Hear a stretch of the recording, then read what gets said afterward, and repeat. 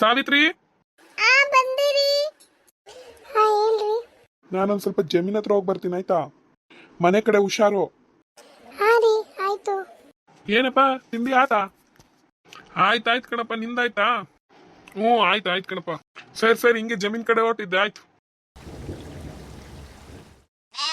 ಬಾ ಬಾ ಬಾ.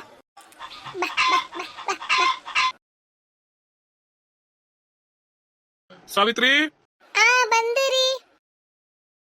ಊಟ ಕೊಡ್ರಿ, ಊಟ ಬಡಿಸ್ತೀನಿ. ಇನ್ನೊಂದ್ ಸ್ವಲ್ಪ ಬಡಿಸ್ಲಾರಿ? ಬೇಡ ಬೇಡ, ಸಾಕು, ನೀನು ಊಟ ಮಾಡ್ಕೊ. ಸರಿ ರೀ, ಆಯ್ತು.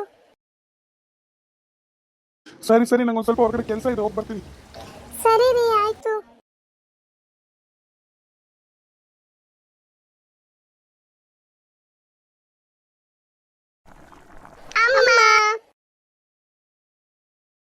ಅಮ್ಮ, ನೀವಿಲ್ಲಿದ್ದೀರಾ?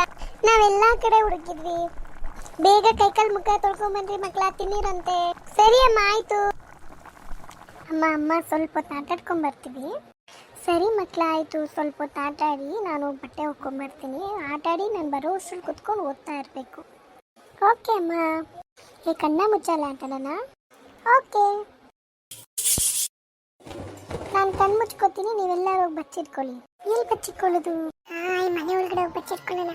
ನಾನು ಈ ಅಟ್ಟದ ಮೇಲೆ ಬಚ್ಚಿಟ್ಕೊತೀನಿ. ಸರಿ ಆಯ್ತು, ನಾಳೆ ಸಿಗ್ತೀನಿ. ಅಮ್ಮ ಬಂದ್ಬಿಡ್ತಾರೆ.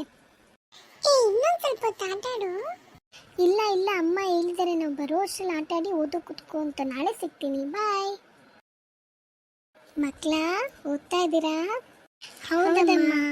ಸರಿ ಓದಿ ಮಕ್ಳ, ಅಪ್ಪ ಬರೋ ಅಷ್ಟ್ರಲ್ಲಿ ಅಡುಗೆ ಮಾಡಬೇಕು. ಸರಿ ಅಮ್ಮ. ಏನಪ್ಪ ಇವತ್ತು ಬೇಗ ಬಂದು ಬೇಗ ಬೇಗ ಎಲ್ಲ ವ್ಯಾಪಾರ ಮಾಡಿ ಮುಗಿಸ್ಬಿಟ್ಟಿದ್ಯಾ? ಹೌದಪ್ಪ, ಬಂದೆ, ಬೇಗ ಆಯ್ತು ಎಲ್ಲ. ಏನಪ್ಪ ನಿನ್ ಸೀಕ್ರೆಟು ನಮಗೂ ಒಂಚೂರು ಹೇಳ್ಕೊಡಪ್ಪ. ಸೀಕ್ರೆಟ್ ಎಲ್ಲ ಏನಿಲ್ಲ ಕಣಪ್ಪ.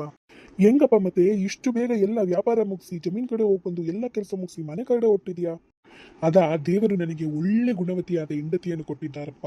ಮುಂಜಾನೆನೇ ಎದ್ದು ನಾಷ್ಟ, ಊಟ, ತಿಂಡಿಯಿಂದ ಪ್ರತಿಯೊಂದೊಂದು ಮಾಡಿ ಗೃಹ ಕೃತ್ಯಗಳನ್ನೆಲ್ಲ ನಿಭಾಯಿಸಿಕೊಂಡು ತಕ್ಕ ಸಮಯದಲ್ಲಿ ಅವಳ ಎಲ್ಲ ಕೆಲಸವನ್ನು ಜವಾಬ್ದಾರಿಯಿಂದ ಮಾಡಿ ನನಗೆ ಸಹಕಾರಿಯಾಗಿದ್ದಾಳಪ್ಪ.